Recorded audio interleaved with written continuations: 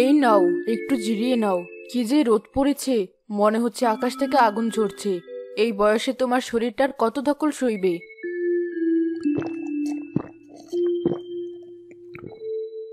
আহ, কলিজাটা ঠান্ডা হয়ে গেল। কি আর করব বলো, এখন তো আউশ ধানের চারা লাগানোর সময়। 2 দিন দেরি হলেই সব শেষ। মাটির কাজ সময় না করলে মাটিও যেন মুখ ফিরিয়ে নেয়। তা তো বুঝি, কিন্তু ছেলেটা তো ঘরেই বসে আছে। ওকে একটু বললে কি হয়? ও যদি একটু সাথে গিয়ে দাঁড়ায়, তাহলে তো তোমার খাটুনি অর্ধেক হয়ে যায়। থাক না, ও শহরে বড় কলেজ থেকে পাশ করেছে।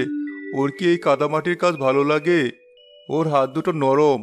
ওই মাটি পানি লাগলে যদি ওর কষ্ট হয়। তাছাড়া ও তো একটা ভালো চাকরির চেষ্টা করছে। ওর জগৎটা ভিন্ন। ভিন্ন জগৎ মানে? ওকে আকাশ থেকে পড়েছে? এই মাটির ফসল খেয়েই তো ও এত বড় হয়েছে। ওর কলেজের খরচ চলেছে। এখন বড় হয়ে সে মাটিকে ঘৃণা করতে শিখেছে। যাও, তুমি গিয়ে ওকে বলো, বাবা বললে ছেলে ফেরাতে পারবে না।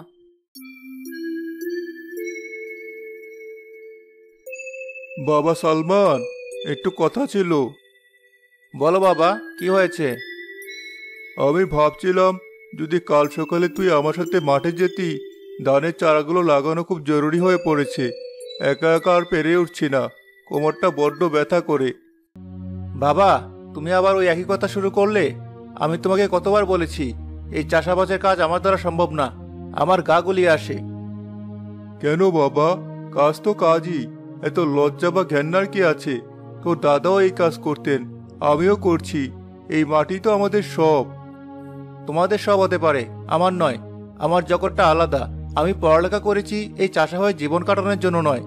আমি শহরে যাব, একটা বড় চাকরি করব, নিজের পরিচয় তৈরি করব। এই চাষাবাসে কোনো সম্মান নেই, কোনো ভবিষ্যৎ নেই। সম্মান? তুই সম্মানের কি বুঝিস বাবা? যে নিজের পরিশ্রম দিয়ে অন্যের মুখের অন্ন জোগায়, তার চেয়ে সম্মানিত আর কে হতে পারে? বাবা প্লিজ, আমার কাল শহরে এক বন্ধুর সাথে দেখা করতে হবে। একটা মাল্টিন্যাশনাল কোম্পানিতে চাকরির ইন্টারভিউ আছে।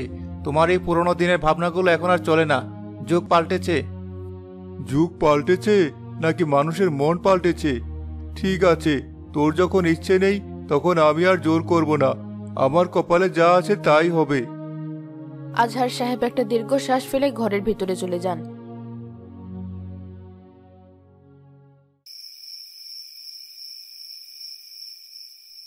কি হয়েছে তোমার? সে বিকেল থেকে মুখটা হাড়ির মতো করে রেখেছো। বাবার সাথে কিছু নিয়ে কথা কাটাকাটি হয়েছে নাকি? আর বলো না, বাবা আজও সেই মাঠে যাওয়ার জন্য জ্ঞান জ্ঞানানি শুরু করেছিল, যেন আমি ওনার মতো একজন কৃষক হওয়ার জন্য জন্মেছি। তুমি ভালোই শুনিয়ে দিয়েছো, তাই না? একদম ঠিক করেছো। আমরা কি সারা জীবনে গোবর মাটির গন্ধ শোকার জন্য বসে থাকবো? আমার তো দম বন্ধ হয়ে আসে এখানে। আমি তো সেটাই ভাবছি শম্পা। এভাবে আর কতদিন? আমার সব বন্ধুরা শহরে কত ভালো জীবন যাপন করছে, ফ্ল্যাট, গাড়ি, আধুনিক জীবন। আর আমরা এখানে কি করছি? শোনো, আমি আজ রিতার সাথে কথা বলছিলাম। ও বলছিল ওদের কোম্পানিতে নাকি লোক নিচ্ছে। তুমি তো পাশ করে বসে আছো, একটু চেষ্টা করে দেখলে তো পারো। চেষ্টা তো করছি, কিন্তু বাবা আমাকে ছেড়ে যায় কি করে? ওনারা তো রাজি হবেন না। বাবা তো এই জমি জায়গা আঁকড়ে ধরে বাকি জীবনটা কাটিয়ে দিতে চান। তোমার বাবা মা ওনাদের জীবনটা কাটিয়ে দিয়েছেন, এখন আমাদের জীবনের কথা ভাবতে হবে। তুমি যদি ওনাদের কথা ভেবে এখানে পড়ে থাকো, তাহলে আমাদের ভবিষ্যৎ অন্ধকার। আমাদের ছেলেমেয়েরা কি এই চাষার পরিচয় নিয়ে বড় হবে? লোকে তাদের কি বলবে? তুমি ঠিকই বলেছ। আমার সন্তানের ভবিষ্যৎ আমি এভাবে নষ্ট হতে দিতে পারি না। তাহলে আর দেরি কেন? তুমি কালই শহরে যাও, তোমার বন্ধুর সাথে কথা বলো। একটা থাকার জায়গা আর চাকরির ব্যবস্থা হয়ে গেলেই আমরা চলে যাব। আমি আর একদিনও এই গ্রামে থাকতে চাই না। সারাদিন শাশুড়ির এটা আনো ওটা করো শুনতে শুনতে আমি ক্লান্ত।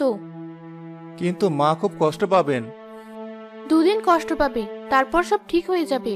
তাছাড়া আমরা তো আর একেবারে সম্পর্ক শেষ করে দিচ্ছি না, মাঝে মাঝে এসে দেখে যাব। শোনো, নিজের ভালোটা আগে বুঝতে হয়। তুমি যদি এখন একটা কঠিন সিদ্ধান্ত না নিতে পারো, তাহলে সারা জীবন পস্তাতে হবে। ঠিক আছে, তুমি যখন বলছো, আমি কালই শহরে যাব। একটা ব্যবস্থা করতেই হবে। এই জীবন আমার আর ভালো লাগছে না। বৌমা, আমার কোমরটায় বড্ড ব্যথা। তুমি যদি আটাটা একটু মেখে দিতে খুব উপকার হতো। মা, আমার হাতে এখন সময় নেই। আমি তো এসব কাজ কোনোদিন করিনি, আমার অভ্যেস নেই। অভ্যেস না থাকলে কি হবে মা? শিখতে হয়। এটাও তো তোমার সংসার। একদিন তো তোমাকে সব সামলাতে হবে। দেখুন মা, আমি পরিষ্কার করে একটা কথা বলে দিই, আমি আপনাদের মতো সারা জীবনই রান্না করে খুন্তি নেড়ে জীবন কাটাতে আসিনি। আমার নিজের একটা জীবন আছে, স্বপ্ন আছে। স্বপ্ন তো সবারই থাকে মা, কিন্তু সংসার, দায়িত্ব, এগুলো তো আর স্বপ্নের বাইরে নয়। আমার স্বপ্নটা একটা সুন্দর সাজানো গোছানো ফ্ল্যাট, যেখানে একটা বোতাম টিপলেই সব কাজ হয়ে যাবে, যেখানে কাজের লোক থাকবে, আর আমি আমার ইচ্ছে মতো জীবন কাটাবো। আপনাদের এই মাটির চুলার ধোঁয়া আর মশলার গন্ধে ভরা জীবন আমার জন্য নয়। এই ধোঁয়া আর গন্ধের মধ্যে তো জীবনটা কেটে গেল বৌমা। এই মাটির ফসলই তো আমাদের বাঁচিয়ে রেখেছে। আপনাদের বাঁচিয়ে রেখেছে, কিন্তু আমাকে মেরে ফেলছে। আমার দম বন্ধ হয়ে আসছে, আমি মুক্তি চাই।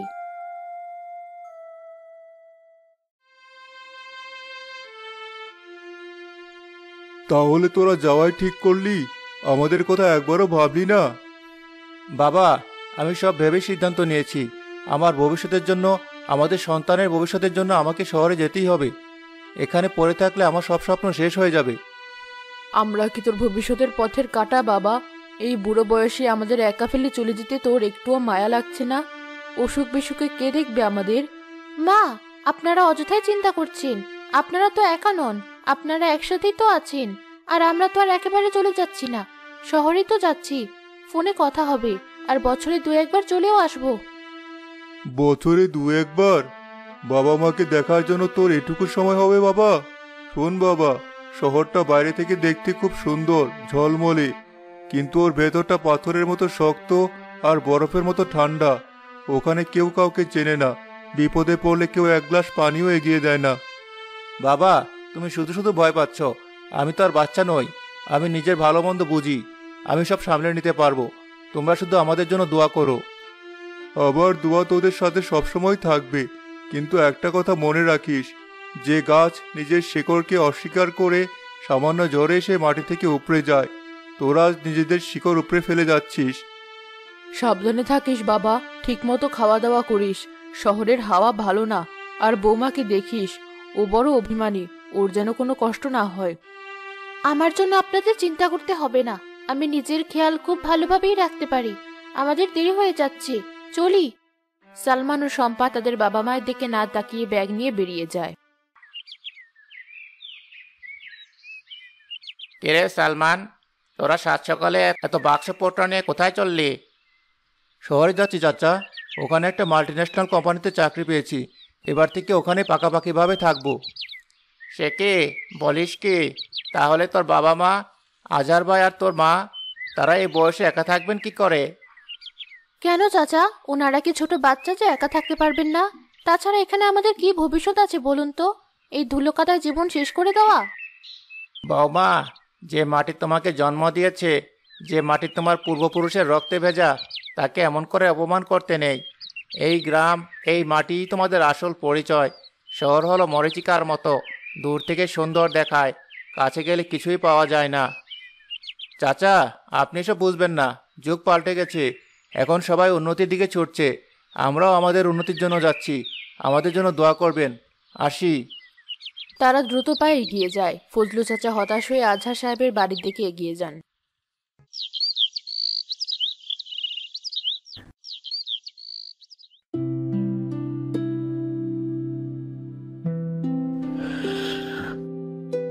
দেখলে শম্পা, আমি বলেছিলাম না আমি পারবো। 1 বছরের মাথায় আমার প্রমোশন হয়ে গেল, মাইনেও প্রায় দ্বিগুণ। বস আজ আমার কাজের খুব প্রশংসা করছিলেন। আমি তো জানতামই তুমি পারবে, তোমার মধ্যে যোগ্যতা আছে। এবার কিন্তু আমাদের এই ছোট বাসাটা ছাড়তে হবে। সামনের মাসে আমরা একটা বড় 3 বেডরুমের ফ্ল্যাটে উঠবো। অবশ্যই। আর তুমি যে হীরার নেকলেসটা পছন্দ করে রেখেছিলে, সেটাও আগামী মাসে কিনে দেব। তুমি যা যা চেয়েছিলে আমি তোমাকে তার চেয়ে বেশি দেব। সত্যি?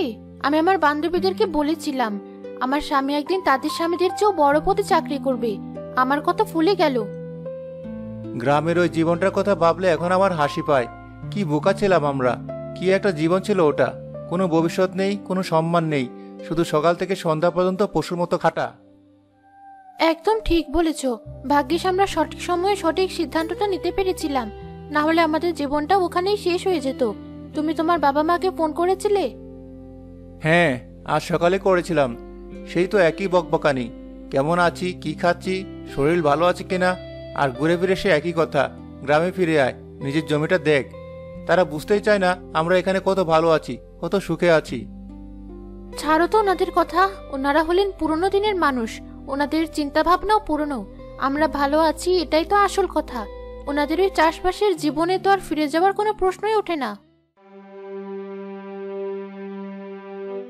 মহামারীর সংক্রমণ ভয়াবহ রূপ ধারণ করায় সরকার আগামীকাল থেকে দেশ জুড়ে 1 মাসের জন্য সম্পূর্ণ লকডাউন ঘোষণা করেছে। পরিস্থিতি নিয়ন্ত্রণে না আসা পর্যন্ত এই লকডাউন চলতে পারে।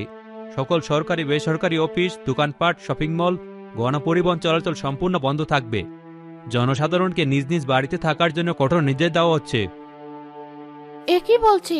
সবকিছু বন্ধ হয়ে যাবে? তাহলে আমাদের কি হবে? আরে এত চিন্তা করছো কেন? এটা তো মাত্র 1 মাসের জন্য। আমাদের জমানো যা আছে তাতে আরামসে চলে যাবে। কিন্তু তোমার অফিস, তোমার বস কি বলেছেন? অফিস তো বন্ধই থাকবে, হয়তো বাইরে থেকে কাজ করতে বলবে। তুমি একদম টেনশন করো না, সবকিছু আমার নিয়ন্ত্রণেই আছে।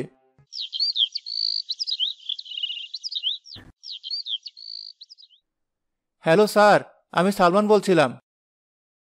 জি স্যার। কিন্তু স্যার, আমার দোষটা কি? আমি তো আমার সব টার্গেট পূরণ করেছি। কোম্পানির অবস্থা খারাপ তা তো আমি জানি, কিন্তু হঠাৎ করে। না স্যার, প্লিজ এমন করবেন না। এই লকডাউনের মধ্যে আমি অন্য চাকরি পাবো কোথায়? আমার সংসার আছে, দয়া করে আমার কথাটা একবার ভাবুন। হ্যালো হ্যালো, লাইনটা কেটে দিল। কি হয়েছে? কার ফোন ছিল? তোমার মুখটা এমন ফ্যাকাশে লাগছে কেন? বসের ফোন ছিল। কোম্পানি নাকি ব্যবসায়িক ক্ষতির কারণে 50% কর্মী ছাঁটাই করছে। আমার চাকরিটাও আর নেই শম্পা। কি? চাকরি নেই মানে? তুমি মজা করছো আমার সাথে? আমি সত্যি বলছি শম্পা, আমার চাকরিটা চলে গেছে। তাহলে এখন আমাদের কি হবে? আমরা চলবো কি করে? তুমি আমাদের পথে বসিয়ে দিলে সালমান। আমি কি করব বলো? আমি তো ইচ্ছে করে চাকরিটা ছাড়িনি। আমার মাথা কাজ করছে না। আমি এখন কি করব? কোথায় যাব?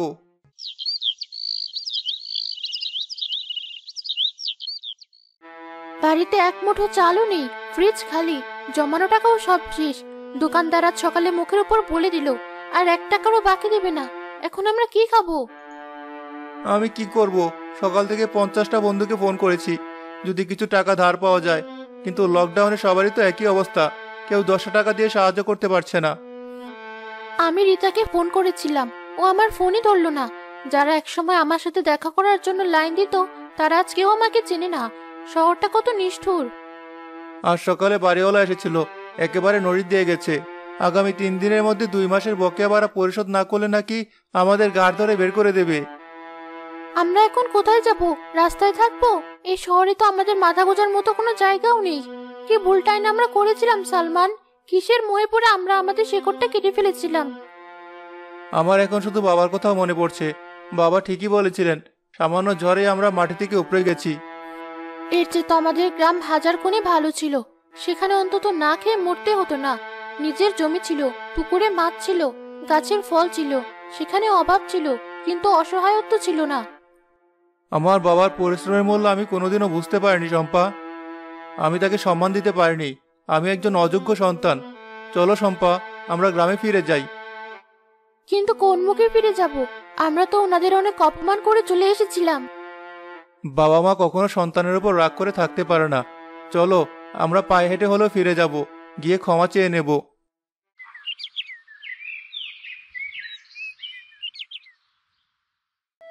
আর পারছি না, আমার পা দুটো অবশ হয়ে আসছে। সে ভোর থেকে হাঁটছি। আর কত দূর আমাদের বাড়ি? এই তো, ওই যে দূরে তালগাছটা দেখা যাচ্ছে, ওটার পাশে আমাদের বাড়ি। আর কিছুক্ষণ শম্পা, ধৈর্য ধরো। আমাদের এই অবস্থায় দেখে বাবা মা কি বলবেন? ওনারা কি আমাদের গ্রহণ করবেন? আমার খুব লজ্জা করছে। লজ্জা তো আমারও করছে, কিন্তু ভুলের প্রায়শ্চিত্ত তো করতেই হবে। আমি শহরে গিয়ে সম্মান খুঁজতে গিয়েছিলাম, কিন্তু আজ বুঝতে পারছি আসল সম্মান তো নিজের মাটিতেই থাকে। আমার বাবা একজন কৃষক, এটাই আমার সবচেয়ে বড় পরিচয়, সবচেয়ে বড় সম্মান। আমিও আজ থেকে আর কোনোদিন রান্না করতে বা ঘরের কাজ করতে লজ্জা পাবো না। আমি মায়ের কাছে সব শিখে নেব, প্রমাণ করে দেব যে আমি ওনাদের যোগ্য বৌমা হতে পারি।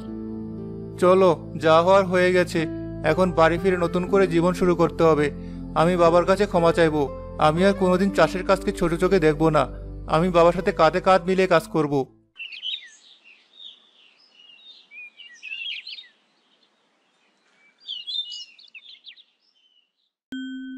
ও কে, খোকা না? হ্যাঁ, আমার খোকাই তো।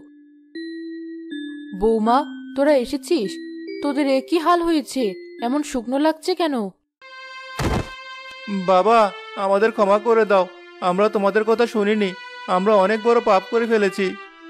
মা, আমি আপনাকে আপনার সংসারকে অনেক অপমান করেছি। আমাকে মাফ করে দিন। আমি বুঝতে পারিনি কোনটা আসল আর কোনটা নকল। ওঠ, ওঠ বাবা, ওঠ মা। সন্তানের উপর কি বাবা মা রাগ করে থাকতে পারে? ভোরের আলো ফোটার আগে যেমন সবচেয়ে বেশি অন্ধকার থাকে, তেমনি মানুষও ভুল করার পরেই সঠিক পথটা খুঁজে পায়। আমরা তো জানতাম একদিন তোরা ঠিকই ফিরবি। যা হওয়ার হয়ে গেছে, ওসব কথার মনে আনতে নেই। এখন ঘরে চল, আগে কিছু মুখে দে। দেখেই বোঝা যাচ্ছে কতদিন তোদের পেটে ঠিকমতো দানা পড়েনি।